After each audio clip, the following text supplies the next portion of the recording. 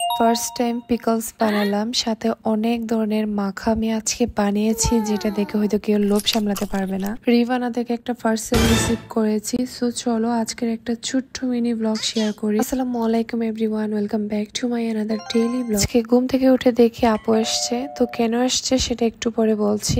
আজকে ওর পাপা দিয়ে এসেছিল, দেন আমি নিতে গিয়েছিলাম, গিয়ে দেখি একটা জেট বিমান যাচ্ছিল, কত সুন্দর করে দেখতে, দেখো কত সুন্দর লাগছে। দেন বাসায় এসে এখানে আপু এসেছিল, বলছিলাম না, এগুলো হচ্ছে ওরা কয়েকদিন আগে বাড়িতে গিয়েছিল, আম্মা কিছু পার্টি আছে সেগুলো দেওয়ার জন্য এসেছিল। তো ওরা আসছে প্রায় 2-3 দিন হয়ে গিয়েছিল, ওদের জ্বর ছিল এই জন্য আসতে পারেনি। অনেকগুলা পেয়ারা দিয়েছিল, বাট এখানে আমি 3-4টা পেয়ারা নিতে পেরেছি, সব পচে গিয়েছে। দেন এগুলো আমাদের গাছের জাম্বুরা, এই জাম্বুরাটা অনেক মিষ্টি, মানে অনেক মিষ্টি, এরকম জাম্বুরা আমার আর খাওয়া হয়নি কোথাও।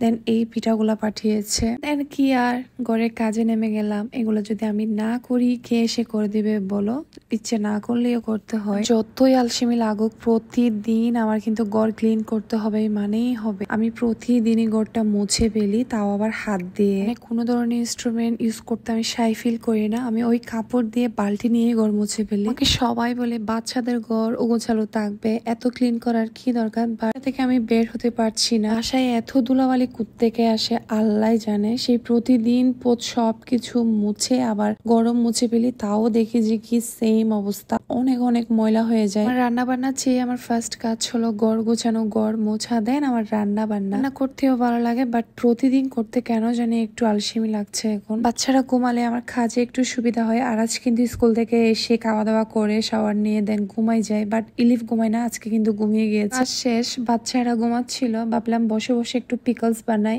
এই জন্য আমার হাজবেন্ডকে কচি কচি শশা নিয়ে আসতে বলি। ভিডিওটা আর এখানে শেয়ার করছি না, ভিডিও বড় হয়ে যাবে। আর এখানে আমি একদম গরম গরম পানি দিয়ে দিয়েছি, তোমরা যদি চাও অবশ্যই আমি একটা রিলস শেয়ার করে দেবো। এগুলো তো এখন খেতে পারবো না, তাই ভাবছি একটু জাম্বুরা মাখা করে। দেখো এখানে আমি সবকিছু নিয়ে আসছি। রুমের ব্যালকনিতে রোদ শেষ, এবার অন্য রুমে রোদ আসছিল, ওই রুমে বসে বসে এটা করছিলাম।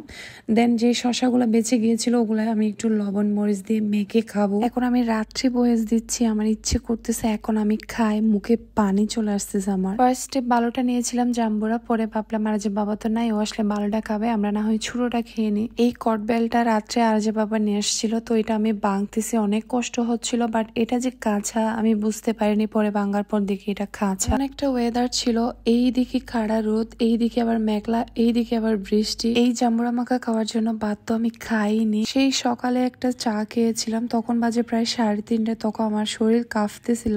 দেন আমি জাম্বুরা মাখা খাচ্ছি, বা এটা যে কি মজা হয়েছে। দেন আমার একটা রিবানা থেকে পার্সেল আসছে, পার্সেল নিয়ে উপরে এসে দেখি ভাই বোন দুজন উঠে হাজির হয়ে গেল। আমার স্কিন কেয়ার বলতে ফেস ওয়াশ দিয়ে মুখ ধোয়া, ময়শ্চারাইজার দেওয়া, দেন সানস্ক্রিন দেওয়া। অনেক পেজ থেকে অনেক কিছু নিই, বাট ফুল আমি ইউজ করতে পারি না, সেই ধৈর্য আমার থাকে না।